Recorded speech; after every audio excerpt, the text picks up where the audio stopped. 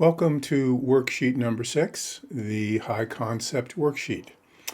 This is a pretty straightforward worksheet. It's not super complicated, but it is a important one in the sense that Anatomy of a Premise Line handles this idea of high concept a little differently than what most people do. For most folks, high concept is high concept. You've got a high concept idea. Aliens invade the Earth. That's the high concept, right?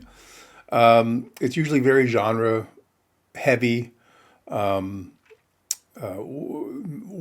or two story conceits really stand out as being, surprising or unusual or very tropish. And it's a quality that a story has. It's a high concept story, okay?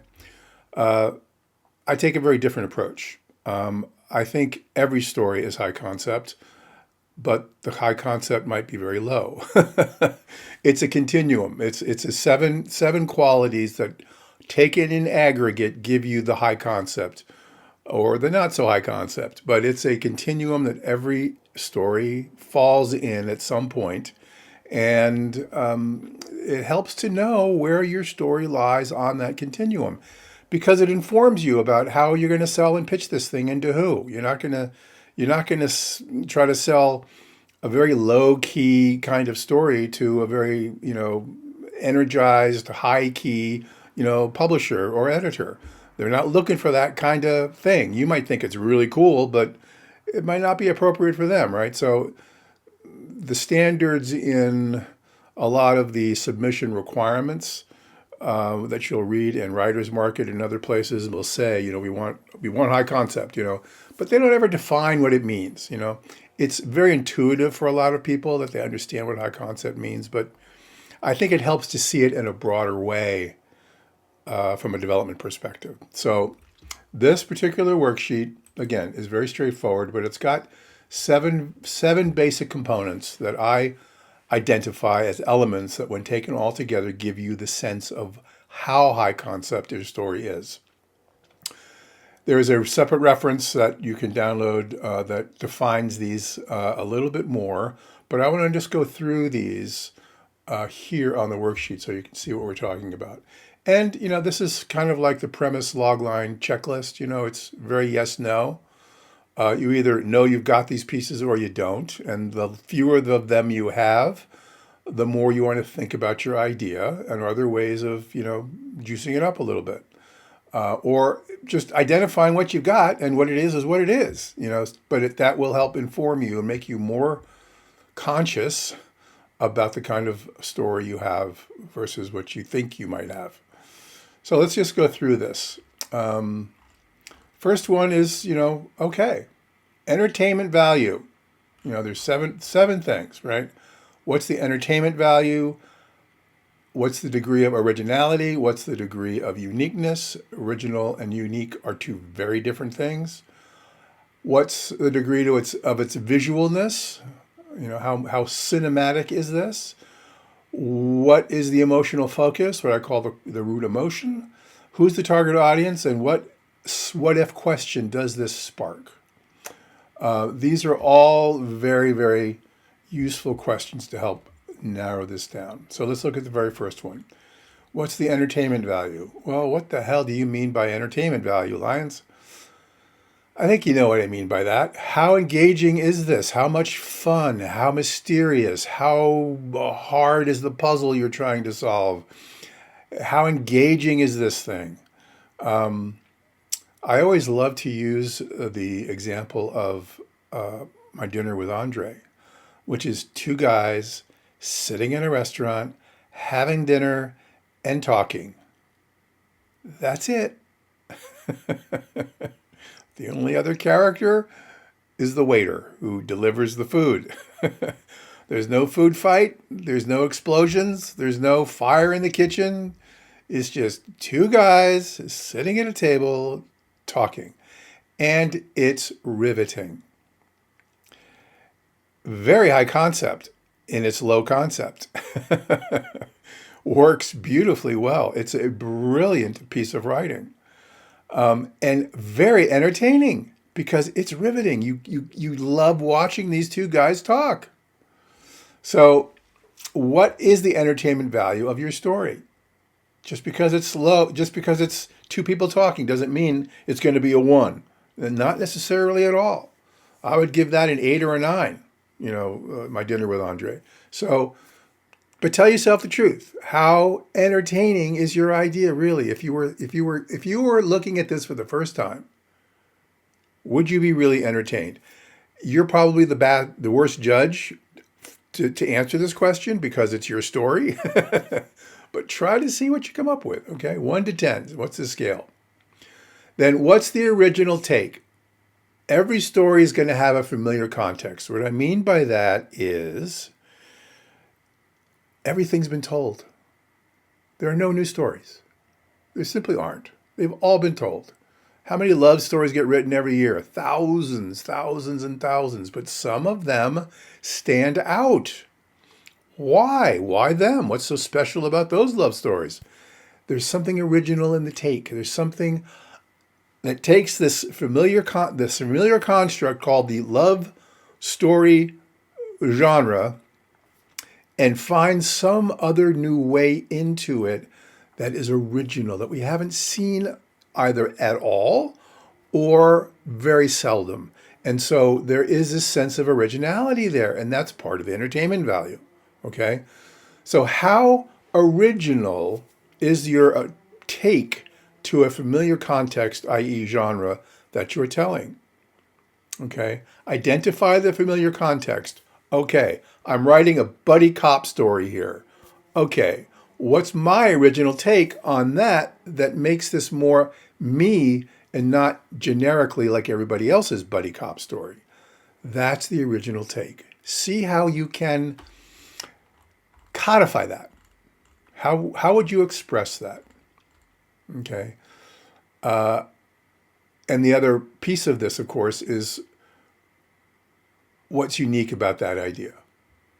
Okay. This is a challenge because unique means one of a kind. Okay. Now we're looking at unique. What is one of a kind here? A good example of this is Finnegan's Wake. Okay. No one ever wrote a book like Finnegan's Wake until it got written. Okay. Until James Joyce wrote it, right? I blanked on his name there for a second. That's why I was hesitating. So James Joyce wrote Finnegan's Wake, and it was just this jumble, crazy, brilliant. The thing that set that apart was the style. The story, nothing unique about the story necessarily, but the mixing of mythology and language and creating words and how he's putting those words together, starting it with the end of the first sentence and then ending it with the beginning of the first sentence. I mean, all of that's the style of how Finnegan's Wake was written is what set it apart. Okay. Someone wrote a book once that was designed to be eaten. That's unique. No one ever did that before, as far as I know. So that's what we mean by unique. What's unique about your story? The chances are the answer is going to be nothing. It's almost impossible for you to come up with a truly unique concept and idea. And when you do, you just might as well give yourself a gold star, double, triple check marks, thumbs up that you've got a high concept story, because if it's unique, you just check all the boxes. It's all there. But chances are it's not going to be there. That's okay. And that's okay. Go for original. Really shoot for original. And you'll be in strong position. Then how visual is this? Okay. What kind of set pieces are you going to have? That's a movie term, but it's also a literary term in that set pieces are these moments. The big moments where there's the big reveal or the big explosion or the aliens showing up for the first time and we see them. And it's a big spectacular panorama view of this amazing scenario. The set piece, okay? It's very exciting, very engaging, very entertaining. And you want those moments. You want these kinds of set pieces, okay? And those are very visual. They're not verbal moments of exposition.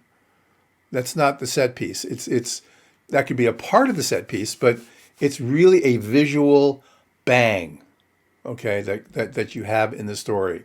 The more of those you have, the more visual your story is going to be. But you don't necessarily have to have a lot of those to have a very visual story. That's all writing style as well. But you can have stories that are not written visually that can convey an internal visual. That can have a very dreamlike quality. I think of something like Johnny Got His Gun by Dalton Trumbo, about a guy laying in a bed whose body's been completely destroyed and lives in his mind. It's a very visual story because we're living out his internal fantasies. Okay, it's not a visual external story; it's a visual internal story, very internal. But it's one of the great, powerful anti-war books. But what's the degree to which your story is visual, either internally or externally? Identify it. Give it a scale. Give it a number 1 to 10. Then what's the root emotion? Now, we get into some subjectivity here about what an emotion is and what the roots are and all that kind of stuff. But for me, it's anger, fear, loneliness, despair, hurt, helplessness, and shame are the root emotions. These are the emotions that almost all other emotions source from or are related to in some way. Guilt, for instance, is not a real emotion. It's a fabricated emotion that comes from anger. You feel you're going to get in trouble for expressing. It's one definition of it. But you want to look for a very clear root emotion for your story, and that's almost always the root emotion of your protagonist. Okay, so that tells you a whole lot about what you have to do. Okay, does your story have a very clear emotional focus? This helps clarify a very big, important piece of the high concept, because you're conveying what's the emotion the story's carrying. Okay. Then who's your target audience? This is more of a marketing question, but do you know who you're selling this to? Who do you want who do you want to read your book? Is it YA? Is it, general adult children? Most people have a fairly clear idea about what kind of audience they're going for, but who is it? Can you define the tribe who's going to relate to what you're doing? And then the what if question. I'm going to have a couple of examples of this with some other stories that you can download. I'm not going to go into them here because this works each pretty self-explanatory. But you can. There's a couple here for like the children of men, and I think one other I'm going to use that you can look to see what's the what if question that this storyline generates. Like children of men is like, what happens in a world? What if in a world where women can no longer give birth, someone gets pregnant? That's the what if question. So your idea, if it's high concept, should generate a really clear what if to express and capture the essence and idea of the story. Okay? So when you go through this and you ask these questions objectively, you get a very clear idea about the degree to which your story is high concept.